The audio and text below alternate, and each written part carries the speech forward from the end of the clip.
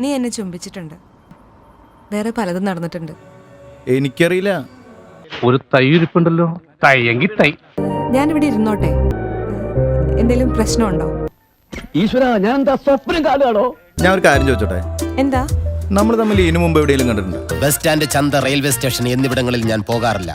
നമ്മൾ മുമ്പ് എവിടെ കണ്ടിട്ടുള്ള പോലെ തോന്നുന്നു, ഈ ഒരു ചെറിയ സ്പാർക്ക്. എന്താ നിന്റെ ഉദ്ദേശം? ഇപ്പോഴേ റൂട്ടിട്ട് നോക്കാണോ? തെണ്ടിത്തരം കയ്യിലുണ്ടെങ്കിലും കുട്ടി കരുതുന്ന പോലെ അത്ര തെണ്ടിയല്ല ഇവൻ. പേര്? I am Perlal. Your sweet name please? എന്റെ പേര് പാർവതി. എടോ, താൻ ഏത് പെർഫ്യൂമാ യൂസ് ചെയ്യുന്നേ?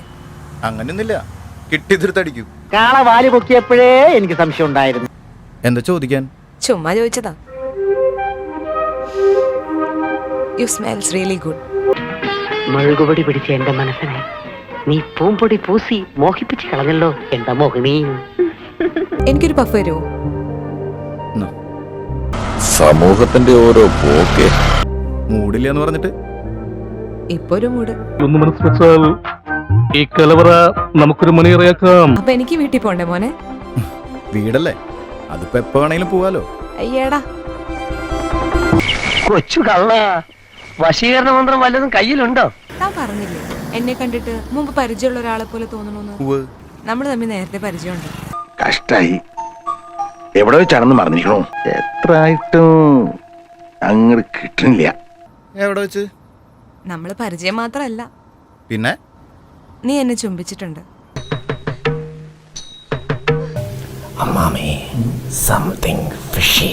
നമ്മൾ തമ്മിൽ ചുംബനം മാത്രല്ല, വേറെ പലതും നടന്നിട്ടുണ്ട്.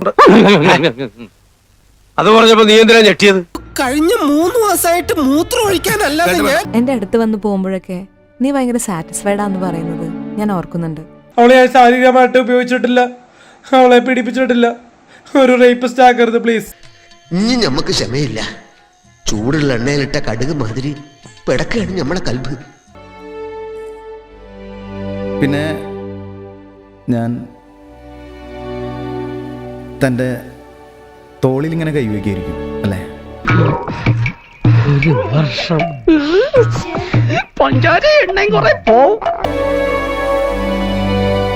തനിക്ക് മലപ്പാറയിലുള്ള ശിവാനന്ദനെ ഓർമ്മയുണ്ടോ? ആ ശിവാനന്ദനാണ് ഞാൻ.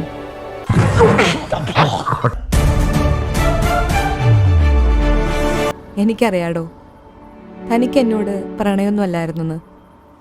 തനിക്ക് എന്നോട് ഉണ്ടായിരുന്ന വെറും ലെസ്റ്റ് അല്ലായിരുന്നു. നീ ഇത്തരക്കാരനാണെന്ന് ഞാൻ വിചാരിച്ചിട്ടാ. നിനക്കുള്ള അച്ഛനാങ്ങളമാര് എല്ലാ ദാമ്പത്യ പ്രശ്നങ്ങൾക്കും അടിസ്ഥാന കാരണം ഒരേ ഒരു അവയവമാണ്. 8 വർഷം മുമ്പ് എന്റെ സർജറി കഴിഞ്ഞടോ. ഇപ്പൊ എന്റെ ഹെൽത്ത് ഒക്കെ ഓക്കെയാണ്. അയ്യോ സാറ് വിചാരിക്കുന്ന പോലെ അല്ല കാര്യങ്ങളെ. അതേടാ, ഞാൻ മാത്രമല്ല, ലോകത്തിൽ ആരും വിചാരിക്കാത്ത കാര്യങ്ങളാണല്ലോ ഇതൊക്കെ. അപ്പൊ എങ്ങനെയാ, ഇവിടൊക്കെ തന്നെ കാണുമല്ലോ അല്ലേ?